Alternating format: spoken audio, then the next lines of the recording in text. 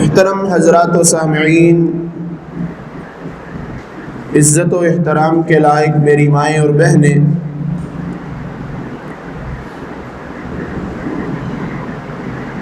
اللہ رب العالمین کی توفیق کے ساتھ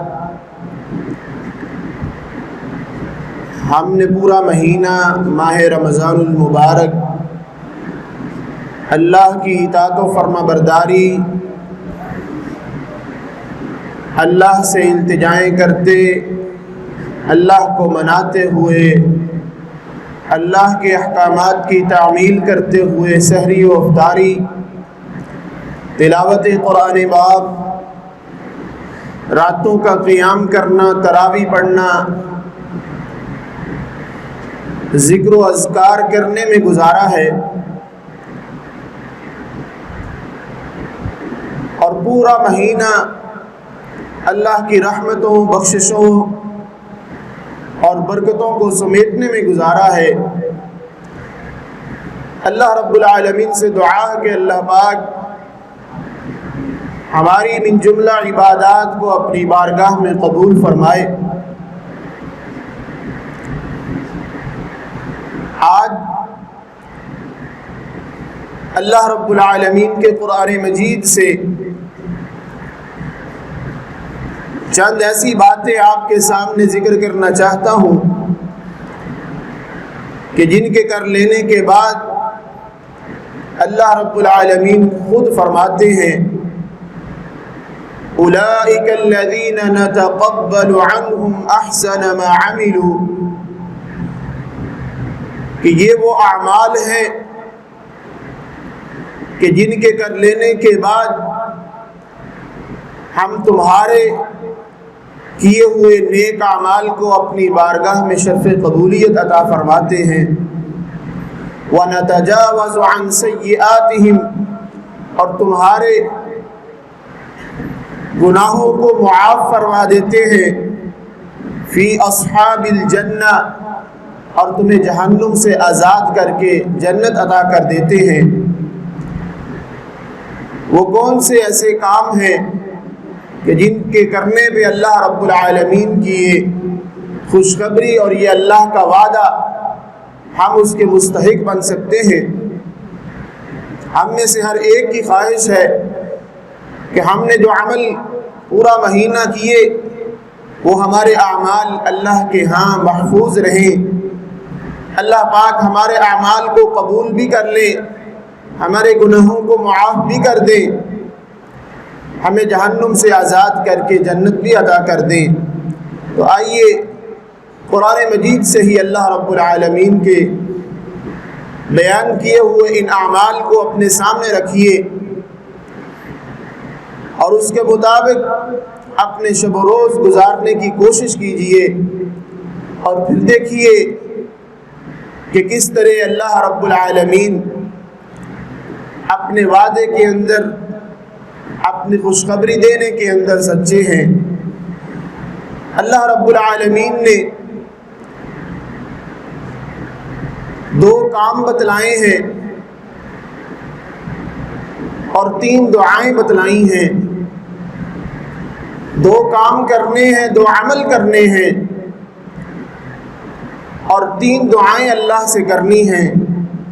جن پہ اللہ ہمارے تمام اعمال کو قبول بھی فرما لیں گے، ہمارے گناہوں کو بھی معاف فرما دیں گے۔ ان میں سے سب سے پہلا کام ان الذین قالوا ربنا اللہ ثم استقاموا، وہ لوگ جو اللہ کو اپنا رب مان لیتے ہیں، اللہ کو اپنا الہ مان لیتے ہیں، اللہ ہی کو اپنا مشکل کشا، حاجت روا مان لیتے ہیں، اللہ ہی کو اپنا پالنے والا رازق مان لیتے ہیں۔ مان لینے کے بعد ثم استقاموا، آخری سانس تک پھر اس بات پہ ڈٹ جاتے ہیں، اپنے اللہ کو ایک مان کے اس کے مطابق اپنی زندگی کو بسر کر دیتے ہیں، اسی پہ استقامت اختیار کرتے ہیں، پھر ساری زندگی اللہ کی فرما برداری، اللہ کی توحید، اللہ کی اطاعت کے اندر گزار دیتے ہیں۔ نبی مکرم صلی اللہ علیہ وسلم نے اپنے ایک صحابی کو وصیت کرتے ہوئے کہا تھا، قل آمنت باللہ، اے میرے پیارے صحابی اپنی زبان سے ایک بات کو کہو، اے اللہ میں تجھ پہ ایمان لے آیا، ثم استقم، پھر ساری زندگی اس بات پہ ڈٹ جا۔ زندگی کے دنیا کے طوفان تجھے اس بات سے ہٹانے کی کوششیں کریں، لیکن تیری استقامت اس قدر مضبوط ہو، تیرا اللہ پہ توکل اس قدر مضبوط ہو کہ دنیا تو ختم ہو سکتی ہے، اللہ کی ذات کو، اللہ کے نام کو کوئی مٹانے والا نہیں آ سکتا۔ ہم نے پورا مہینہ جو اللہ رب العالمین نے ہمیں نیک اعمال کی تربیت اور تربیتی نشست کے طور پہ دیا، اس میں ہم نے تھیوری اور پریکٹیکل دونوں طرح کے اعمال کر کے علماء کرام سے رمضان المبارک اور اسی طرح نیک اعمال کے فضائل بھی بہت سنے، اور پھر ان کو اپنی عملی زندگی کے اندر کر کے بھی دیکھ لیا۔ ہم نے اپنے آپ کو اللہ کے سپرد کر دیا، اللہ کو ایک مان کے اس کے سامنے اس کے دربار میں پیش ہو گئے۔ اب ہمیں چاہیے کہ ساری زندگی اس راہ پہ استقامت اختیار کریں، اسی راہ پہ اپنے آپ کو ٹکا اور جما لے۔ اللہ رب العالمین نے بھی اپنے حبیب صلی اللہ علیہ وسلم کو حکم دیا، وَاعْبُدْ رَبَّكَ حَتَّى يَأْتِيَكَ الْيَقِينُ، اللہ کی بندگی کیجئے، اللہ کی عبادت کیجئے یہاں تک کہ آپ کو موت آ جائے، آپ کا اللہ سے ملنے کا وقت آ جائے۔ تو عبادت، اللہ کی بندگی یہ چند دن کی یا چند ماہ کی نہیں ہوتی، بلکہ جب ہم اپنی زبان سے یہ اقرار کر لیں کہ ہمارا اللہ ہمارا پالنے والا ہے، ہمارا خالق ہے، ہمارا مالک ہے، ہمارا رازق ہے، رزق دینے والی ذات بھی وہ ہے، تو پھر بندگی اسی کی کرنی چاہیے، احکامات اسی کے اپنانے چاہیے، سجدہ ریزی اسی کے سامنے کرنی چاہیے۔ اور رزق کی بات کہ ہم رزق کو اس قدر مقدم کر لیتے ہیں کہ بسا اوقات اللہ کی بندگی کی بات آتی ہے، ہمارا توکل اللہ پہ، ہمارا ایمان اللہ پہ اس قدر کمزور پڑ جاتا ہے کہ اگر ہم نے اس وقت اللہ کی فرما برداری کر لی، ہم بھوکے مر جائیں گے، ہماری دکان پہ آیا ہوا گاہک واپس چلا جائے گا۔ یہ ہماری کمزوریاں، ہمارا اللہ پہ توکل نہیں ہے۔ نبی مکرم صلی اللہ علیہ وسلم کا فرمان اپنے ذہنوں میں بٹھائیے اور یقین جانیے، جب میں نے اس حدیث مبارکہ کو پڑھا تو حیران رہ گیا کہ نبی مبارک صلی اللہ علیہ وسلم نے اللہ رب العالمین کی معرفت کے اندر اللہ پہ توکل پہ کس قدر صحابہ کرام رضوان اللہ علیہ مجمعین کو پختہ کیا۔ آپ علیہ الصلاۃ والسلام نے فرمایا ان الرزق لیطلب العبد، کہ آج ہم رزق کو تلاش کر رہے ہوتے ہیں، صبح و شام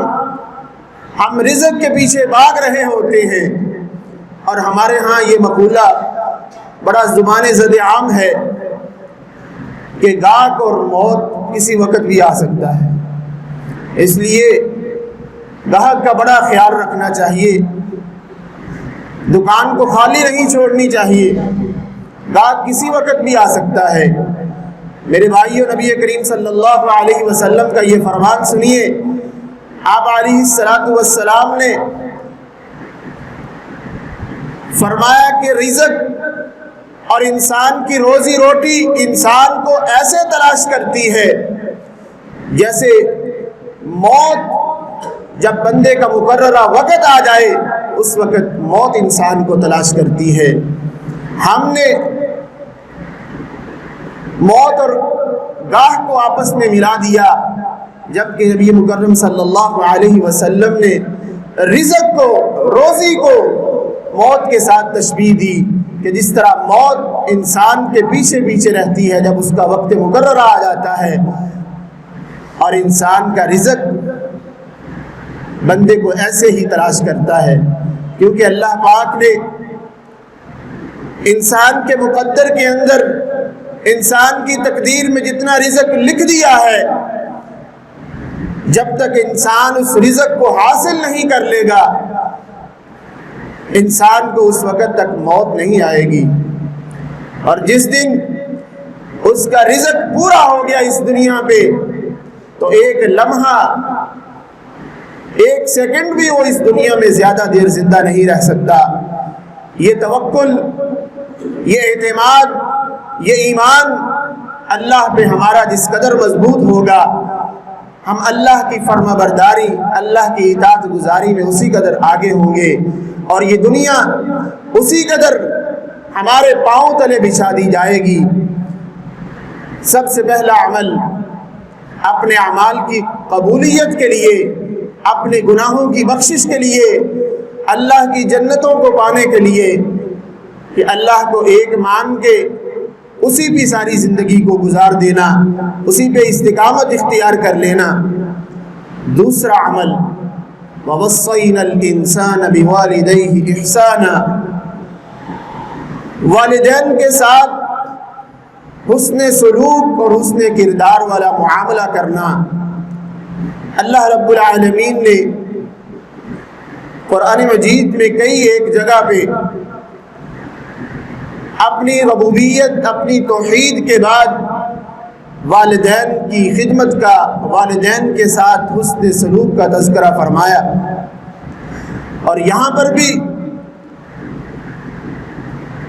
اللہ رب العالمین نے یہ جو دوسرا عمل بتلایا وہ یہی ہے کہ اپنے والدین کے ساتھ حسن سلوک کرو، ان کے ساتھ اچھا رویہ اور اچھا برتاؤ کرو۔ اور اللہ پاک نے والدین کے ساتھ حسن سلوک کی ترغیب دیتے ہوئے ایک جھلک انسان کو والدین کے کردار کی، والدین کے اپنے بچوں کی پرورش کرنے کی بھی دکھلا دی۔ حملتہ امہ کرہا ووضعتہ کرہا، کہ اے انسان تجھے والدین کے ساتھ حسن سلوک کا اس لیے کہا جا رہا ہے کہ یاد کر اس وقت کو جب تیری ماں نے تجھے اپنے پیٹ کے اندر بڑی تکلیفوں کے اندر برداشت کیا۔ وَحَمْلُهُ وَفِصَالُهُ 30 شَهْرًا، 9 مہینوں تک پیٹ میں اٹھایا، پھر 2 سال تک اپنی چھاتی سے لگائے رکھا۔ اس لیے والدین کے ساتھ حسن سلوک کیا کرو، اور نبی مکرم صلی اللہ علیہ وسلم نے یہاں تک کہہ دیا رضا الوالدین، والدین کو راضی رکھنا، ان کے ساتھ حسن سلوک کرنا، اس سے اللہ رب العالمین راضی ہوتے ہیں۔ اور والدین کو ناراض کر لینا، ان کی نافرمانی، یہ اللہ کی ناراضگی کا سبب بننے والا ہے۔ اور یہاں پہ اللہ رب العالمین نے ہمیں والدین کی فرما برداری، بات ماننے یا نہ ماننے کے اندر بھی اپنی تعلیمات سے آگاہ کر دیا۔ سورہ لقمان میں اللہ نے فرمایا کہ اپنے والدین کے ساتھ حسن سلوک کرو، ان کے ساتھ اچھا برتاؤ کرو، ان کی ہر بات کو مانو۔ لیکن اگر معاملہ اللہ کی توحید کا آ جائے، اگر معاملہ اللہ کی شریعت کا آ جائے، اگر تمہارے والدین تمہیں اللہ کے معاملات میں دخل اندازی میں مجبور کریں، فلا تطعہما، پھر ان کی بات کو نہیں ماننا، لیکن ساتھ ہی ادب سکھلا دیا۔ وصاحبہما فی الدنیا معروفا، دنیا کی زندگی میں رہتے ہوئے ان کے ساتھ انتہائی نرمی والا معاملہ کرنا ہے۔ وقل رب ارحمہما کما ربیانی صغیرا واخفض لہما جناح الذل من الرحمہ، ان کے لیے اپنی نرمی والے ہاتھوں کو پھیلائے رکھنا ہے، اور اللہ سے یہ دعا کرتے رہنا ہے کہ اے پروردگار انہیں اپنی رحمت کی آغوش میں لے لے، ان پہ اسی طرح رحمت کی برکھا برسا دے جس طرح انہوں نے بڑی شفقت کے ساتھ، بڑے پیار کے ساتھ میری بچپن کے اندر تربیت و پرورش کی ہے۔ یہ دوسرا عمل جو اللہ کو مطلوب ہے ہمارے اعمال کی قبولیت کے لیے، ہمارے گناہوں کی معافی کے لیے۔ اس کے بعد جو 3 دعائیں اللہ رب العالمین نے ہمیں سکھلائی ہیں، ان میں سے پہلی دعا رب اوزعنی ان اشکر نعمتک التي انعمت علی وعلی والدی، اے پروردگار تو نے ہم پہ بے شمار نعمتیں کی ہیں، بے شمار احسانات کیے ہیں، اے اللہ ہمیں ان انعامات پہ، ان نعمتوں پہ شکر کرنے والا بنا دے۔ اللہ سے ہر وقت شکر کی توفیق مانگتے رہنا، یہ بہت بڑی دعا ہے۔ ہم دن میں 5 مرتبہ فرض نماز ادا کرتے ہیں، اس کے علاوہ سنت نوافل پڑھتے ہیں۔ ہر نماز کے بعد ہماری زبان پہ یہ جملے نکلتے ہیں، رب اعنی علی ذکرک و شکرک و حسن عبادتک۔ ہمیں اس کے مفہوم کا پتہ ہونا چاہیے کہ ہم اس کے اندر اپنے اللہ سے کہہ رہے ہوتے ہیں اے پروردگار ہمیں اپنے ذکر کی، اپنے شکر کی اور بہترین بندگی کی توفیق دیتے رہنا۔ اے اللہ ہم تیری توفیق کے محتاج ہیں، تیری توفیق کے بغیر اے اللہ ہم کچھ نہیں کر سکتے۔ اے اللہ ہمیں یہ توفیق دیتے رہنا کہ ہم تیرا شکر ادا کرتے رہیں، اور یہ شکر اللہ پاک کا شکر ادا کرنا اس قدر اللہ کو پسندیدہ عبادت ہے کہ یہ مطلوب ہے۔ اللہ فرماتے ہیں وَإِذْ تَأَذَّنَ رَبُّكُمْ لَئِن شَكَرْتُمْ لَأَزِيدَنَّكُمْ، اگر تم میری نعمتوں پہ شکر ادا کرتے رہو گے میں اللہ تمہیں نعمتوں کے اندر اضافہ کرتے چلا جاؤں گا۔ لیکن اگر انسان اللہ کی نعمتوں پر نہ قدری شروع کر دے، نہ شکری شروع کر دے، تو پھر اللہ کی پکڑ انتہائی سخت ہے۔ اور اللہ پاک نے بے شمار قوموں کا تذکرہ قرآن مجید میں فرمایا کہ جنہیں اللہ پاک نے قسم قسم کی نعمتوں سے نوازا لیکن انہوں نے اللہ کی نہ شکری کی، اللہ کی نعمتوں کی نہ قدری کی، تو پھر اللہ پاک نے انہیں کس طرح دنیا کے اندر ہی عذاب کے اندر مبتلا کر دیا۔ ایک واقعہ آپ کے سامنے رکھتا ہوں، وَضَرَبَ اللَّهُ مَثَلًا قَرْيَةً كَانَتْ آمِنَةً مُطْمَئِنَّةً، ایک ایسی قوم اور ایسی بستی جس کو اللہ نے امن بھی دے رکھا تھا، مطمئنہ دلوں کا سکون بھی دے رکھا تھا، داخلی امن بھی تھا، خارجی امن بھی تھا۔ یأتیہا رزقہا رغدا من کل مکان، اور اللہ نے رزق اس قدر وافر مقدار میں ان کو دے رکھا تھا کہ ہر طرف سے ہر طرح کا پھل اس بستی کے اندر پہنچتا تھا۔ فکفرت بانعم اللہ، لیکن اس بستی والوں نے اللہ کی نعمتوں کی ناشکری کی، اللہ کی نعمتوں کی ناقدری کی۔ فَأَذَاقَهَا اللَّهُ لِبَاسَ الْجُوعِ وَالْخَوْفِ، پھر اللہ پاک نے ان سے امن کی نعمت کو بھی چھین لیا اور ان پہ خوف کو مسلط کر دیا۔ اللہ نے رزق کو بھی چھین لیا اور بھوک کو ان کے اوپر مسلط کر دیا۔ بِمَا كَانُوا يَصْنَعُونَ، صرف اس وجہ سے جو انہوں نے اللہ کی ناشکری اور اللہ کی نعمتوں کی ناقدری کی۔ آج ہمیں بھی اپنے اپنے نامہ اعمال کو دیکھنا چاہیے کہ ہم پر کس قدر اللہ کی نعمتیں اور اللہ کے احسانات ہیں، اور ہم کس قدر اللہ کا شکر ادا کرتے ہیں۔ اس لیے اللہ کی دی ہوئی تعلیمات کے مطابق ہمیں دعا کرتے رہنا چاہیے، رب اوزعنی ان اشکر نعمتک التی انعمت علی وعلی والدی، اے اللہ مجھ پہ بھی اور میرے والدین پہ بھی جو تو نے انعامات کیے ہیں، اللہ مجھے ان پر شکر ادا کرنے کی توفیق دیتے رہے۔ دوسری دعا جو اللہ سے کثرت کے ساتھ کرتے رہنا چاہیے،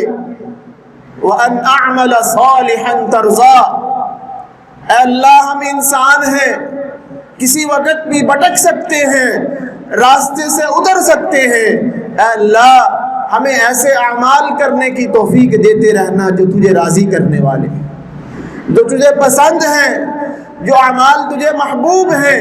ایسے اعمال کی توفیق دینا۔ اے اللہ ایسے اعمال کی توفیق ہی نہ دینا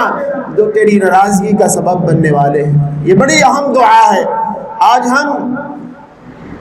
ہر اچھے سمجھے جانے والے عمل کو کر کے کہتے ہیں کہ بہت بڑی نیکی ہے،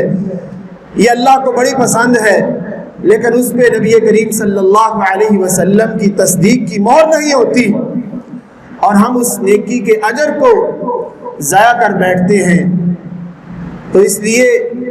ہمیں اللہ سے یہ دعا کرتے رہنا چاہیے کہ اللہ ایسے اعمال کی توفیق دینا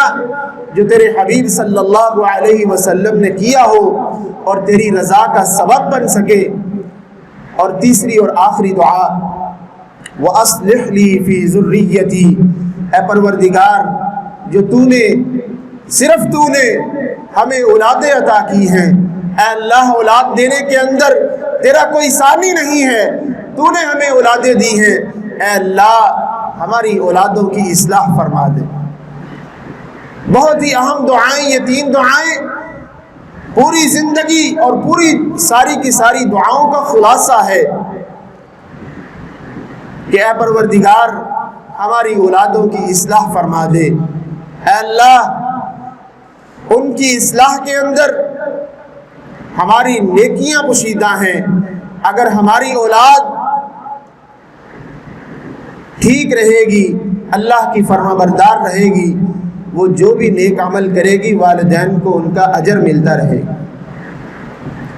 اور والدین اولاد کی اصلاح کے حوالے سے اس قدر انہیں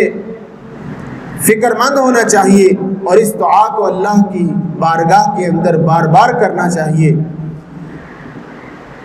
کہ اے اللہ ہماری اولادوں کی اصلاح فرما دے، انہیں سیدھے راستے پہ ڈال دے، ان کی دین و دنیا کو بہتر کر دے۔ یہ فکر اس لیے بھی ہونی چاہیے کہ جب ہم اس دنیا سے چلے جائیں گے، ہمارے اپنے کرنے کے کام ختم ہو جائیں گے، ہمارے نامہ اعمال کو کلوز کر دیا جائے گا، بند کر دیا جائے گا، اس وقت نیکیوں کو جاری رکھنے کا سلسلہ